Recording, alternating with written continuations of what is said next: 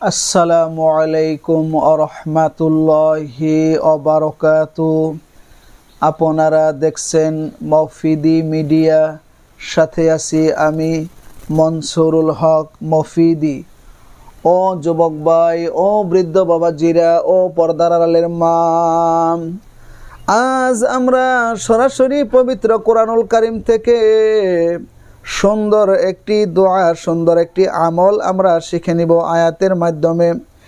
এই আমলটি যদি আপনি শিখে রাখেন, এই আমলটি যদি আপনি করতে পারেন গো মা, আমি বলতে পারি আল্লাহ পাক রব্বুল আলামিন এই পবিত্র কোরআনের উসিলায় শত্রুর সকল ক্ষতি থেকে আল্লাহ পাক রব্বুল আলামিন আপনাকে হিফাজত করবে, শত্রুর কবল থেকে আপনাকে হিফাজত করবে। শত্রু কখনো আর আপনাকে কোনো ক্ষতি করতে পারবে না। শত্রু সে নিজেই শায়েস্তা হয়ে যাবে। সে যদি আপনার ক্ষতি করতে চায়, সে শত্রু ধ্বংস হয়ে যাবে। তার ধ্বংস হওয়া ছাড়া দ্বিতীয় কোনো পথ খোলা থাকবে না। অনেক দিনই ভাই বোনেরা বলেন যে হুজুর, শত্রুর জ্বালায় আমি একদম শেষ হয়ে যাচ্ছি। শত্রু আমাকে বারবার ক্ষতি করে, বিভিন্নভাবে ক্ষতি করে। একদিক থেকে ক্ষতি গোছায় আরেক দিকে ক্ষতি করে, আরেক দিক থেকে ক্ষতি গোছায় আরেক দিকে ক্ষতি করে। এরকমভাবে শত্রুর যন্ত্রণায় আমি একদম শেষ হয়ে যাচ্ছি। আমি বলবো আজকের এই সুন্দর আমলটি আপনার জন্য। সুন্দর আমলটি আপনি যদি করতে পারেন, শত্রু আপনার পায়ে এসে পড়তে বাধ্য হবে। সে নিজেই শায়েস্তা হয়ে যাবে, সে নিজেই ধ্বংস হয়ে যাবে, আপনার কোনো ক্ষতি করতে পারবে না। এই সুন্দর আমলটি আপনি শিখে রাখেন। আরেকটি অফার আমি আপনাদেরকে দিচ্ছি, সেটি হচ্ছে যদি কেউ কোনো শত্রুতার কবলের মধ্যে থাকেন বা কোনো বশীকরণের কাজ করাতে চান বা জাদুটোনা সংক্রান্ত, জিন সংক্রান্ত কোনো কাজ করাতে চান, তাহলে ইউটিউব চ্যানেল মফিদি মিডিয়ার প্রত্যেকটা ভিডিওতে আমার ফোন নাম্বার, মোবাইল নাম্বারটি দেওয়া আছে। আপনি ভাই হিসাবে এবং বন্ধু হিসাবে বিশ্বের যে কোনো প্রান্ত থেকে আমার সাথে যোগাযোগ করে খুব সহজেই তদবিরও করে নিতে পারেন, কাজও করে নিতে পারেন, পরামর্শ নিতে পারেন ইনশাল্লাহ। ঠিক আছে?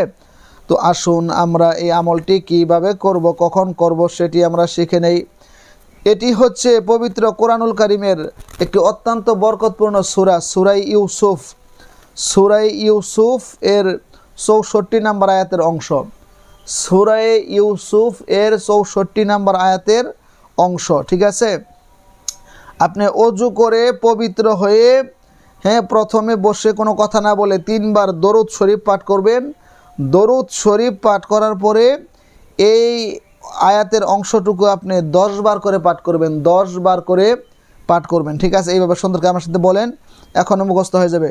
দোয়াটি হচ্ছে ফাল্লাহু খায়রুন হাফিজাও ওয়া হুয়া আরহামুর রাহিমিন।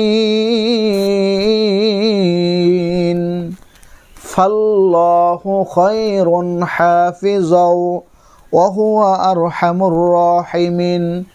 ফাল্লাহু খায়রুন হাফিজাও ওয়া হুয়া আরহামুর রাহিমিন।